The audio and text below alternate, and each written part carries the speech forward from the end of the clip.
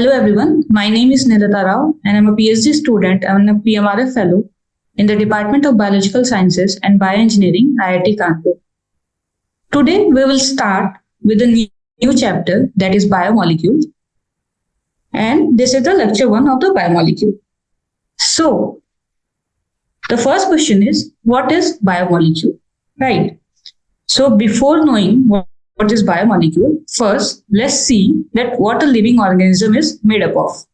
So a living organism are made up of two types of compounds, that is inorganic compound and organic compound, right? So the organisms are made up of inorganic and organic compounds. Now, what are inorganic compounds? So the inorganic compounds,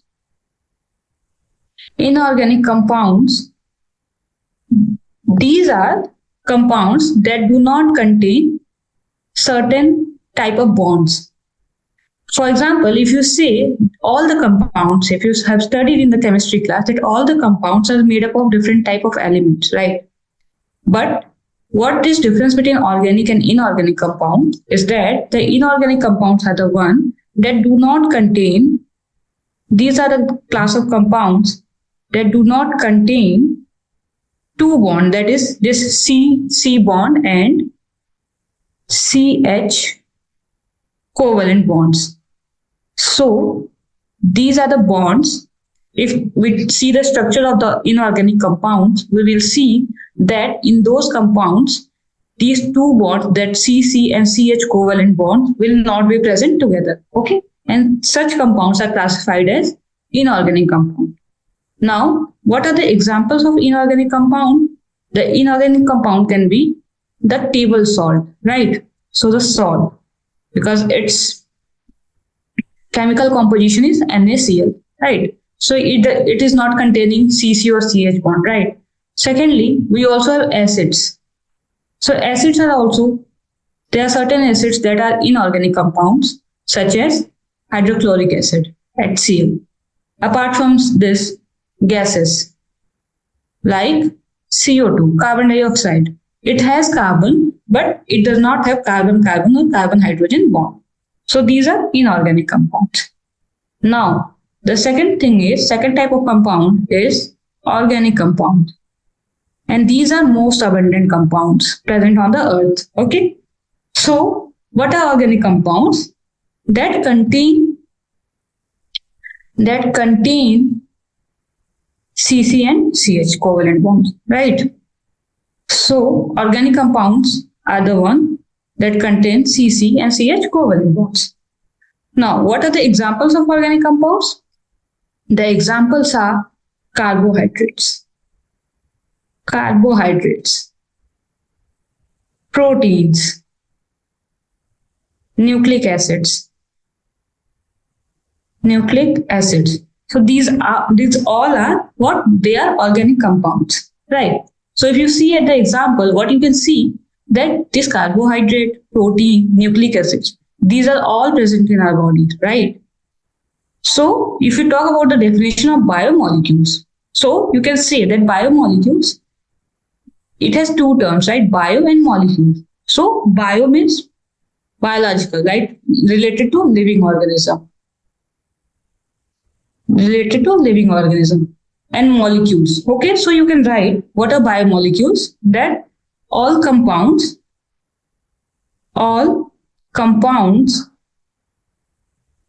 that are synthesized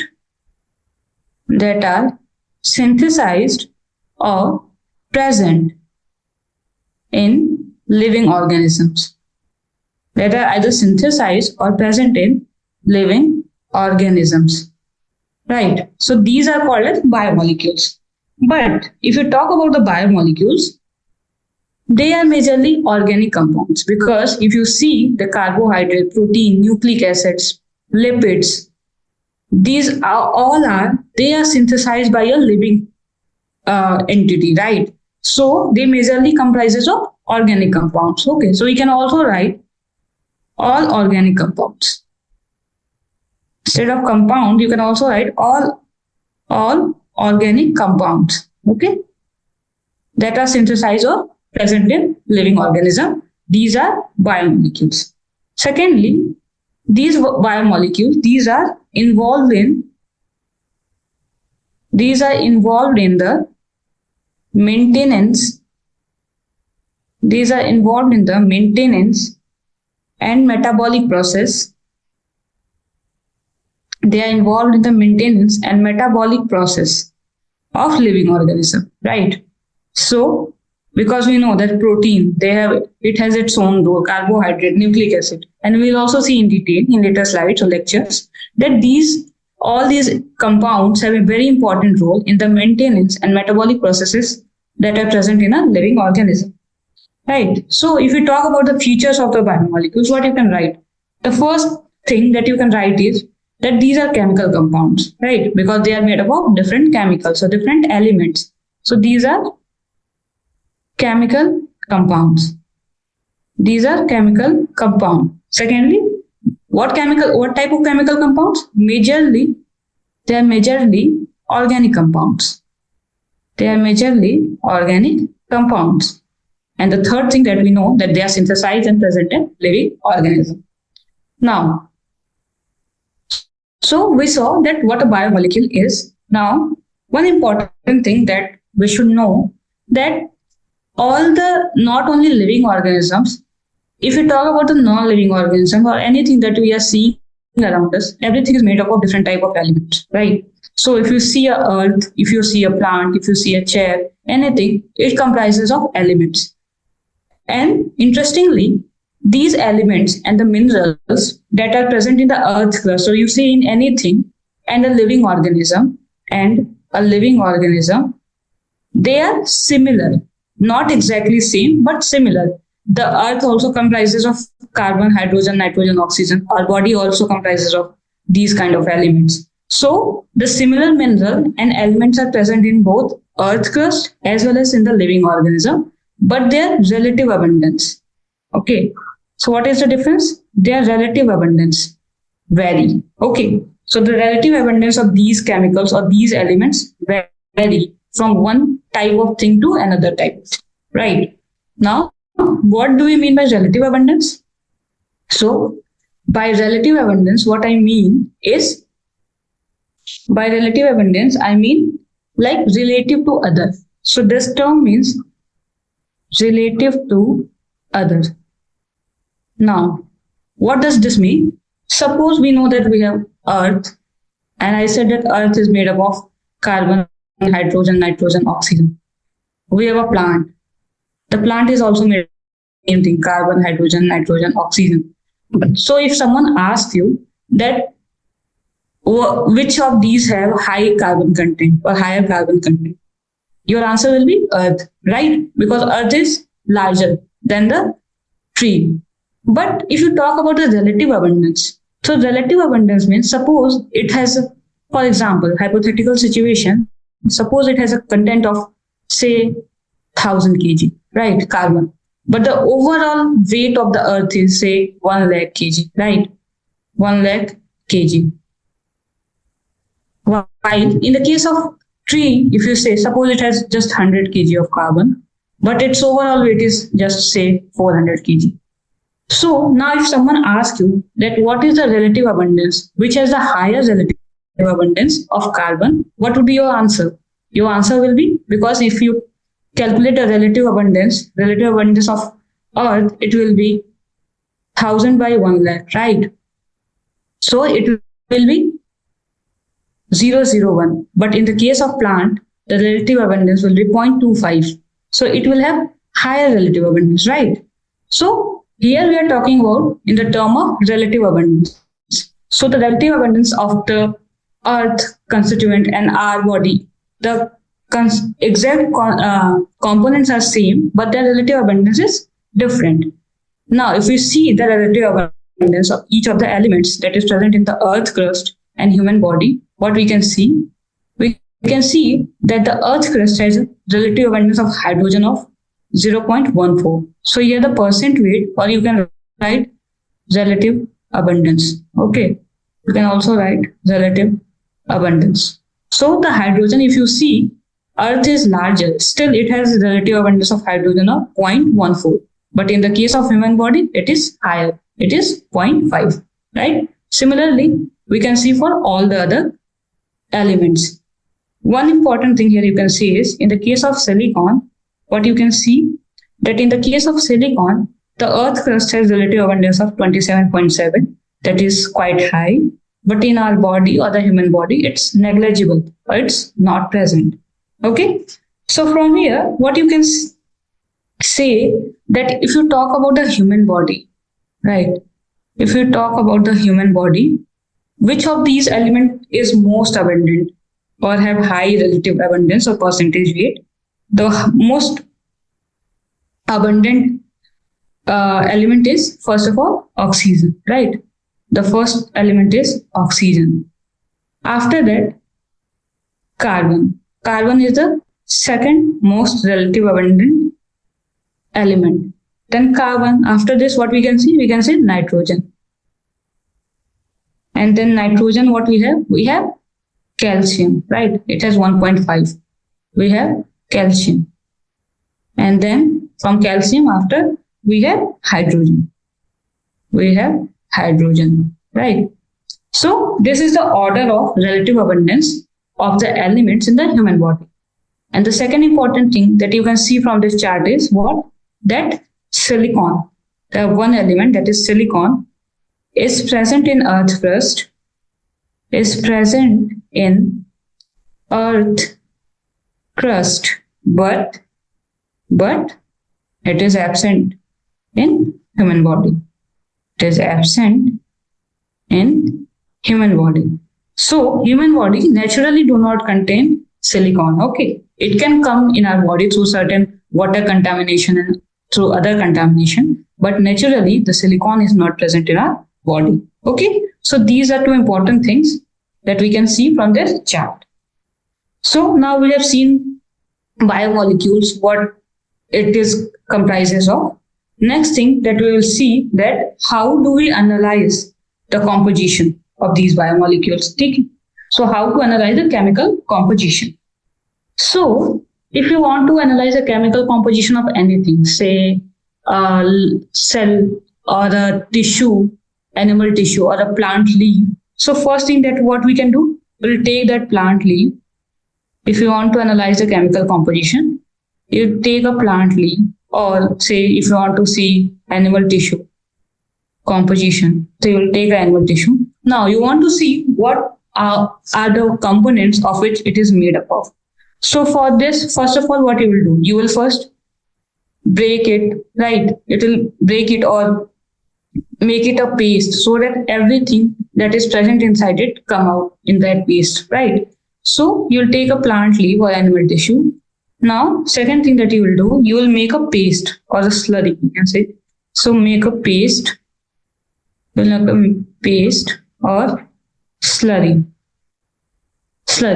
And how do we do this in the case of this living organism? So what we do, we make the paste or slurry by using a thing called as mortar pestle. Called as mortar pestle. So it is like it has this kind of bowl, and then you will have something through which you will crush this tissues. Okay. So you will make a paste or slurry by using a mortar pestle, and for this purpose you will also let some solvent, right, in which it can dissolve so that the slurry can be made easily. So what you will do, and so you will use a solvent to dissolve, and the solvent is called dissolve in a solvent called trichloroacetic acid. Trichloroacetic acid. Okay. So you will take a plant leaf or an animal tissue, and then you will make it a slurry of it or a paste by using a mortar pestle and dissolve it in a trichloroacetic acid. Now, what is trichloroacetic acid? As the name suggests, it is an acid, right? And we have studied the formula of acetic acid, that is CH3COOH. So this is an acetic acid. Now, here it is saying trichloroacetic acid, right? So if you have trichloro, what you have to do? Instead of H, you have to substitute it with 3-chloro, right? You have to substitute with 3-chloro. So 3-chloro. So this will make the trichloroacetic acid. So you'll dissolve all this in the trichloroacetic acid. Now, next thing what you will do, you will pass this mixture through a filter. Okay, you'll pass this mixture through a filter, and there will be something to collect this filter. Now this is a funnel, right? In this funnel you cannot pass directly, so you will need something through it gets filtered, because the slurry will be really thin, or it will be a water kind of, so you cannot pass it directly. So you will use a different filter attached to it, and this is either made up of cheese cotton. It is either made up of cheese cloth. So it should be made up of either cheese cloth or a cotton cloth. Okay. So the filter will be of cheese cloth or cotton cloth. Using this, you will make a filter. This is that filter. And then you will pour the slurry in it. Pour the slurry. Now, when you pour the slurry through this, you will see two type of things. The first is, some of these slurry will pass through the filter. Okay, they will pass through the filter and will be collected in the beaker or the vessel that you have kept below it. And whatever that is passed is known as filtrate. Whatever that is passed is known as filtrate. So what is filtrate? Filtrate is passed through the filter. Passed through the filter. Okay. So these are filtrates. So some things will be passed through the filter. Now, there will be certain things that will be retained in this funnel or the filter, and it won't pass through it. And those things will be called as retentate. And what are these? These are the ones that are retained. These are the ones that are retained in the filter. So they have not passed through the filter. They are retained in the filter. So there will be two components, the retentate and the filtrate. Okay. Now, before seeing what do we have in the retentate and the filtrate, first let's see that what are the different components of which a cell is made up of. So we know this is the structure of a cell, right? And this outer membrane is a plasma membrane. Then we have cytoplasm, different organelles, everything. Now, the outer component is plasma membrane. Okay, it is a animal cell, so the outer component is plasma membrane. We know that what a plasma membrane is made up of. The plasma membrane is basically or mainly made up of lipid plus proteins, right? So the plasma membrane, it is made up of lipid plus proteins. Now we also have another component, it is called cytoplasm. We have cytoplasm. Now, if we talk about the cytoplasm, what are the all components that are present in the cytoplasm? So a cytoplasm is a place for all the chemical reactions, right? So the cytoplasm will contain most of the things that a cell has, such as it will have protein, because protein is synthesized in the cytoplasm. Now, this protein is synthesized using amino acids, right? So the cytoplasm will also have amino acids, right? It will also have amino acids. Apart from this, we have RNA from which this protein is synthesized, and this will also be present in the cytoplasm. So we can also write nucleic acid, because RNA is a type of nucleic acid. So we also have nucleic acid. Apart from this, we have water, right? We also have water. We have ions like sodium ion, potassium ion, different types of ions that are present in the cytoplasm. So this is the content of the cytoplasm, and these are the content of plasma membrane. If we talk about any other organelle as well, this organelle, because they have this membrane bound structure, they will also have lipid and proteins, right? So this is what a cell comprises of. And also when you will crush a plant leaf or animal tissue, because everything is made up of cell, right? So these are the components that will come in the slurry. This cell components will come in the slurry. And then this when this slurry will pass through this filter, we will obtain two portions. The first one is called as retentate, that will be retained in the filter, and the second is called as filtrate, that will be passed through the filter. Now the question is, what will be retained in the filter and what will pass? So based on this, basically we will have two pools. Okay, we will have two pools. The first is called as acid soluble pool and the second is called as acid insoluble pool. Now, what is acid soluble pool? So the acid soluble pool will be one that will be solubilized in the acid, because here what we have used? We have used trichloroacetic acid. So the one that will be soluble in the acid will pass through the filtrate, right? And that is not soluble or that do not dissolve in the acid, that will remain on the top of the filter, right? So if we ask that what do we have in the acid soluble pool, we can write that the filtrate. First thing, the acid soluble pool will be present in the acid soluble pool will be present in the it will be present in the filtrate, right?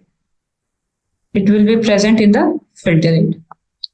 And the acid insoluble pool, it will be present in the retentate, right? It will be present in the retentate. Okay. Now the second thing, what this acid soluble pool comprises of? So it mainly comprises of the monomers, or the things that are simpler, right, or small sub-molecules. So they basically comprise of monomers or simple compounds. We know what a monomer is, right? Monomer are these are single entities or basic units, you can say. So it comprises of monomers or simple compounds. But if you talk about the acid insoluble pool, so what do we have in acid insoluble pool? We will have polymers. We will have polymers or complex compounds. Polymers or complex compounds. So these are the things that are present in acid insoluble pool. Now, the third thing is we can also divide this acid soluble and insoluble pool on the basis of size. So the size of acid soluble pool will be less, that is 18 to 800 Dalton. The size of acid soluble pool will be 18 to 800 Dalton. But in case of acid insoluble pool, its size is greater than 800 Dalton. It means these are larger or bigger in size, right? So this class of molecules are basically whose size is between 18 to 800 Dalton. They are called as biomicromolecules. They are called as biomicromolecule, right? So the acid soluble pool mostly comprises of biomicromolecules because they have size of 18 to 800 Daltons. While in the case of acid insoluble pools, the molecules which has size greater than 800 Dalton, these are called as biomacromolecules. These are called as biomacromolecules. Okay. Now, what are the examples of biomicromolecules? The examples are simple sugars, because these are monomeric units, right? Sugars or amino acids. Amino acids, right? Nucleotides. Nucleotides. Ions, like sodium ion, potassium ion, calcium ion, etc. Right? So these are the biomicromolecules, and that will be present in the acid soluble pool, or the content that is filtered out or that passed through the filter. Okay. Now, if we talk about the acid insoluble pools, what are the examples? Examples are proteins, that are chain of amino acids, right? Carbohydrates, or you can write polysaccharides. Polysaccharides, there are chain of sugars. Nucleic acids. Nucleic acids. chain of nucleotides, right? So these are the example of etc. These are the example of acid insoluble pools. Now, if you see previous diagram, what you can see that the protein, the amino acids, if you see the ions, these are the component of cytoplasm, right? So if someone asks that based on the cell, you say that what are the acid soluble pool or acid insoluble pool. So you can write that in acid soluble pool, what are the major content? These are cytoplasmic content, right? So acid soluble pool basically consists of cytoplasmic content. Why? Because the cytoplasm consists of amino acids. It also consists of sugars, consists of ions. So the acid soluble pool majorly consists of cytoplasmic content. But if you talk about this acid insoluble pool, now the acid insoluble pool, the first thing that you will have plasma membrane. Because plasma membrane do not contain simple molecules. Plasma membrane has lipid, proteins, right? These are complex molecules. So the plasma membrane content will be in acid insoluble pool. Second content that it will have cell wall content.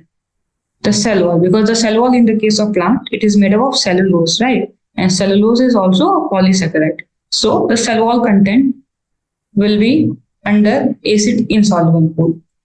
The third thing that will be in acid insoluble pool is also cytoplasmic content, because cytoplasm contain both these simple molecules as well as complex compounds, right? The cytoplasm contain amino acid, but it also consists of proteins. The cytoplasm contains sugar, but it also consists of polysaccharides. So the cytoplasmic content is present in both acid soluble and acid insoluble pool. So with this, we understood that what are acid soluble pools and what are acid insoluble pools and what are the components of it. Next, we will talk about there is one exception.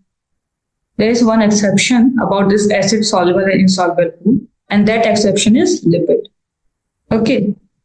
So the lipids come under acid insoluble pool. Okay. But if we talk about the size of lipid, okay, if we talk about the size of lipid, so the problem is that in the through the experiment, it is mentioned that lipids come under acid insoluble pool. But if you look at the size of lipid, so the size of lipid is less than 800 Dalton. Okay. The size of lipid is less than 800 Dalton. And based on this, in what pool it should come? Based on this, it should come under micromolecules, right? It should come under micromolecules. And the micromolecules are under acid insoluble pools. These are acid soluble pools. So it should come under acid soluble pool. But the experiment says that it comes under acid insoluble pool. So what is the reason?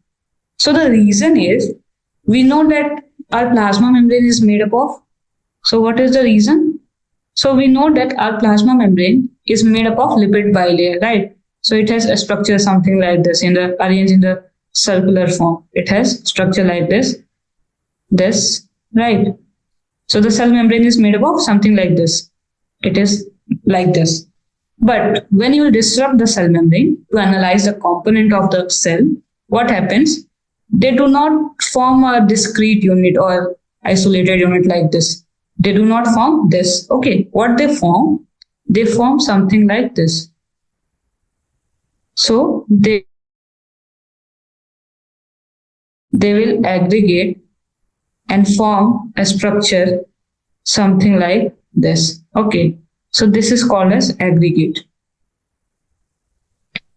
So upon disruption, instead of forming this isolated unit, they form this aggregation, and because of this aggregate, they become insoluble in acid. They become insoluble in acid. Okay, so in spite they have a molecular size of less than 800 Dalton, but because they form this aggregate, they are insoluble in acid. And that's why lipids come under acid insoluble pool. Okay. So this was the exception. And we saw that what is the reason behind it. Now, the next thing that we will see is another method of analyzing tissue. And this method is known as destructive analysis of tissue. So this is the second method through which we can analyze the composition of a tissue. And this is called destructive analysis. This method is also known as ASH analysis. Okay. So it is also known as ASH analysis. And this is mainly used to analyze. We studied in the first slide that organism is made of organic and inorganic compound. The organic compound we can analyze by a previous method that we saw. But if you also analyze the inorganic compound or inorganic constituents, if you want to analyze inorganic constituent of a cell, then this ASH analysis method is used. Now, what is ASH analysis method?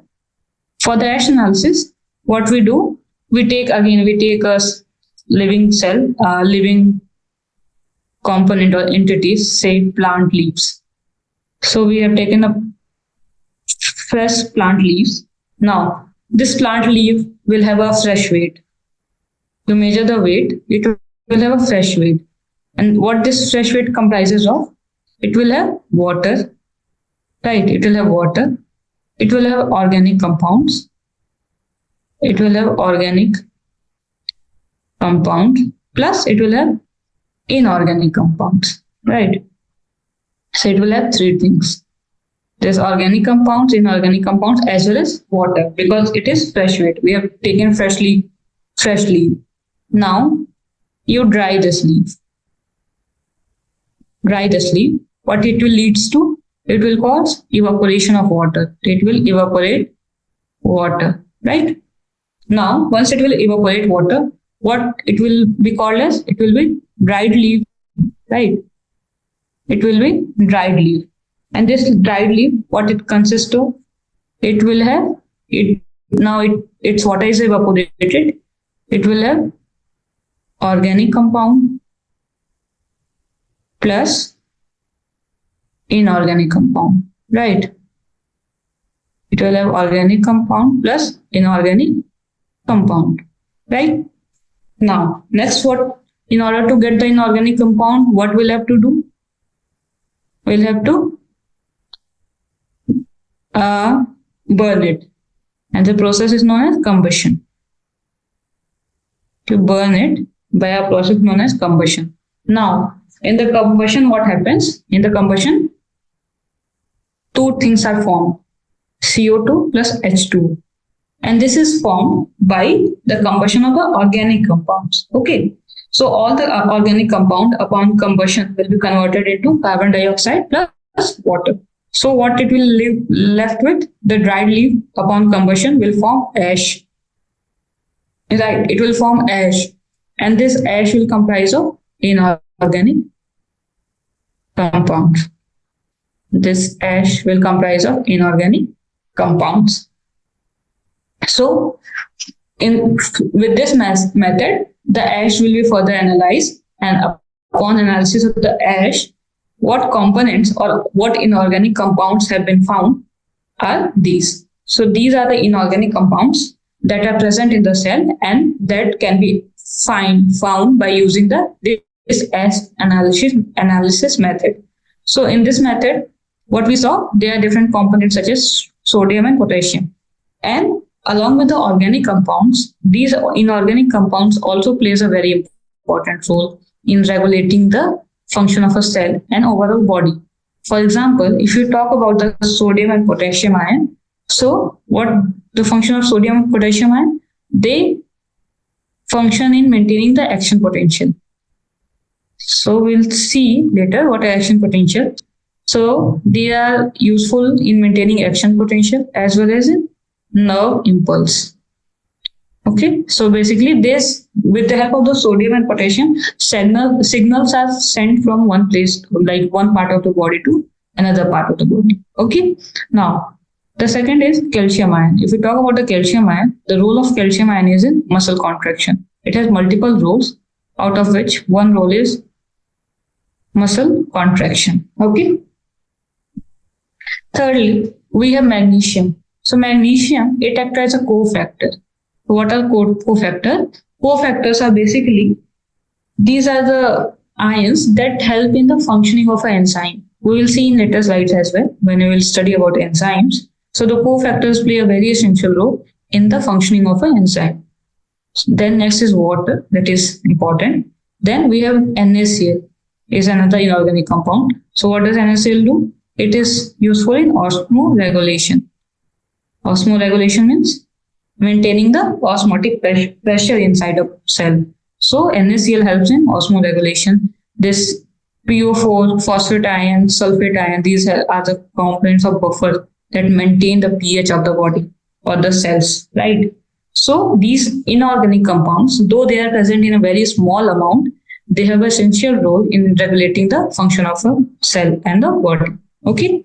So with this, we saw that there are two methods by which the chemical composition of a cell or a living organism can be analyzed, right? Next, we will study about another topic, that is metabolites. So what are metabolites? Before moving to metabolites, let's first understand what is metabolism. So metabolism, in the cell chapter, what we discussed, that cytoplasm is a place where all the chemical reactions of a cell takes place, and those chemical reactions govern or tell a cell that what it has to do or how it has to behave, right? And these chemical reactions are known as metabolic reactions. So you can write that what is metabolism. So metabolism, it is a sum total of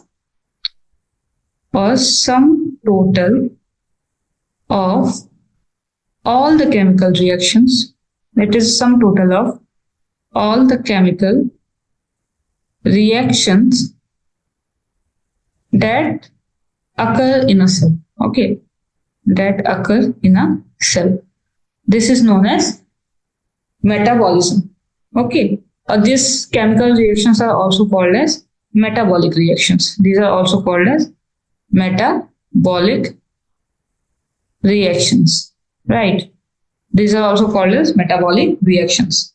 Now, so what is metabolite?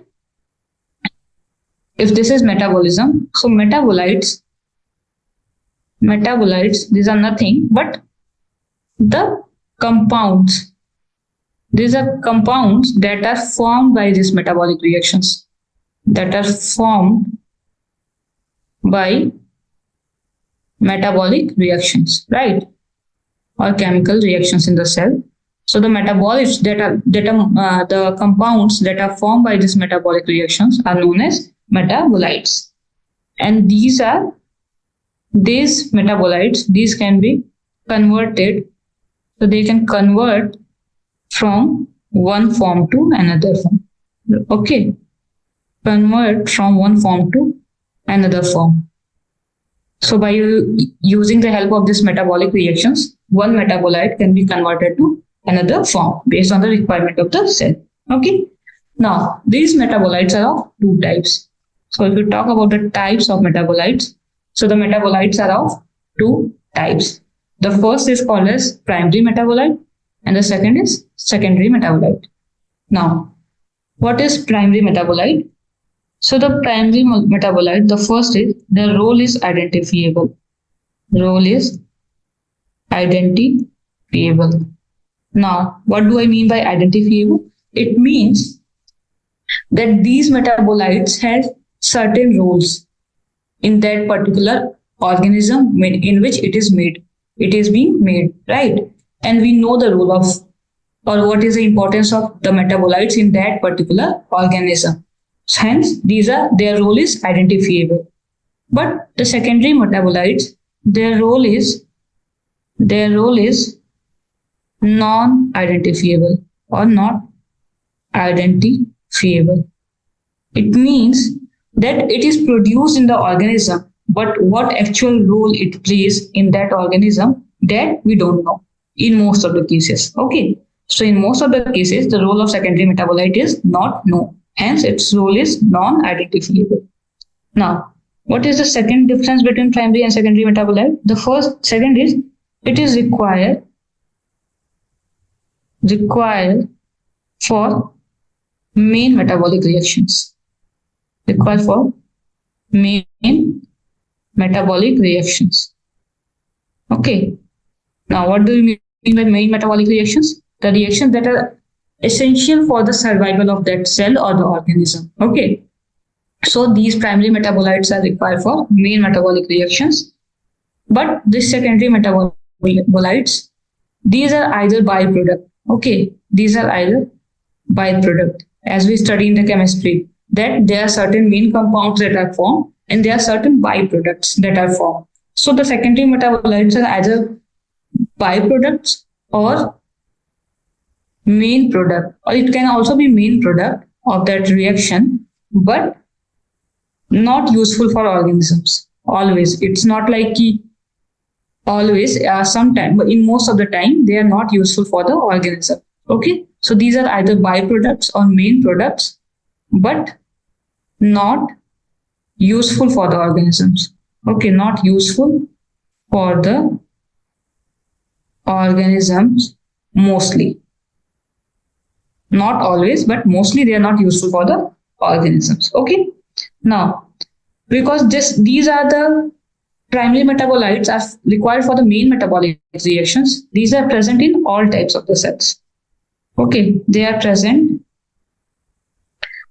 in all types of the cells. Okay, the primary metabolites are present in all types of the cells, but these secondary metabolites, because they are not very important for the organism, they are not present in all types of the cells. They are not present in all types of cells. By all type, I means like in bacteria, plant, animal, in all type of cells. But in the case of secondary metabolites, it might be possible that it is present in certain bacterial cell, but not in the animal cell, right? So by this is what I mean by all type of cell. Okay. Now, the function of these primary metabolites are, if we talk about the function of the primary metabolites are, they are involved in respiration. They are involved in photosynthesis. Lipid metabolism. Okay, lipid metabolism. So, the primary metabolites are involved in the functions like respiration, photosynthesis, lipid metabolism, which are all the main metabolic reactions.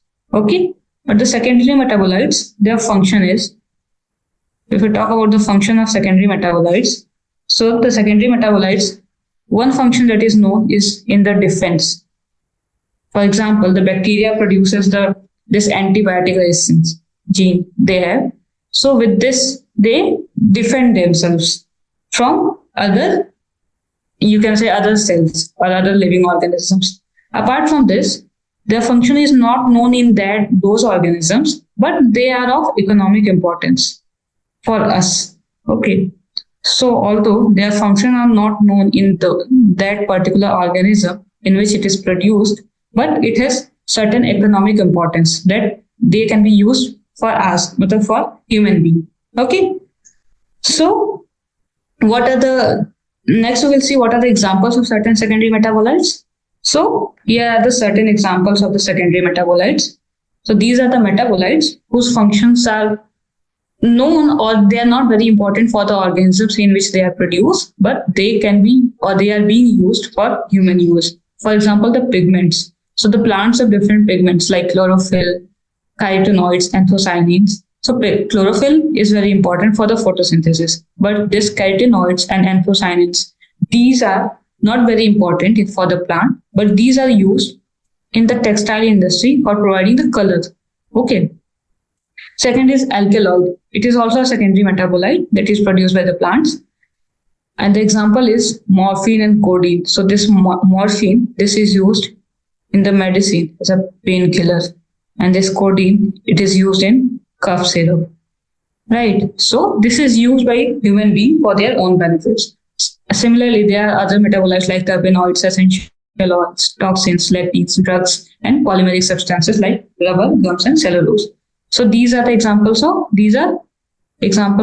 secondary metabolites. Okay, these are the example of secondary metabolites. Okay, now if we talk about the primary metabolites, example of if we talk about the example of primary metabolites, so what do we have? Everything that is important, that without which the cell won't survive, such as one example is glucose, right? Amino acids. These are also primary metabolites. These are sugars. So all these are primary metabolites that are very important for the main metabolic reactions of a cell. Okay. So with this, we covered this topic of metabolites and what are the types of metabolites. Now, before moving forward, let's solve certain questions. So the first question is, which element is present in the earth crust but absent in human cell? So there was one table that I showed in previous slide. So in the first option is phosphorus. So the phosphorus, it is present in the earth crust, but it is also present in human cells because the phosphorus is used to produce nucleic acid. So phosphorus is the component of nucleic acid. Okay. Now the second is sulfur. The sulfur is present in earth crust, right? It is also present in our body in amino acids. So there are two amino acids in which sulfur is present. The third option is silicon. So silicon is present in the earth crust, but it is not present in a human cell. So the correct answer is silicon. But let's see the fourth option. Fourth option is carbon. So we know that a carbon is present in the earth crust, and also all the biomolecules that we see are made up of carbon. So the carbon is present in, it is all present in organic compound, and the organic compounds are the one of which our body is majorly made up of. So the correct answer will be silicon. Now the next question is, the cytoplasmic content comes under. So we saw during the chemical analysis or the analysis of chemical composition of a living organism, what we saw that there are two contents, acid insoluble part and acid soluble part. So the cytoplasmic content comes under, the first option is acid insoluble part. So the acid insoluble part was one that was part of biomacromolecules, right? So the biomacromolecules comes under acid insoluble part, such as protein, carbohydrate. Okay. And then the second option is acid soluble part. So what does come under acid soluble part? Biomicromolecules, right? Biomicromolecules such as amino acids, sugar, ions, etc. Right? So if someone asks that what are the cytoplasmic content comes under, so the cytoplasm have protein, carbohydrate, amino acid, everything, right? So the cytoplasmic content comes under both acid soluble and acid insoluble part. Okay. So these are the questions, and these today we saw about the basic of the biomolecules. Now in the next lecture, we will study the biomolecules one by one. So there are different types of biomolecules such as protein, carbohydrate, lipids, nucleic acids. So from next lecture onward, we will see these components one by one. So that's all for today. Thank you.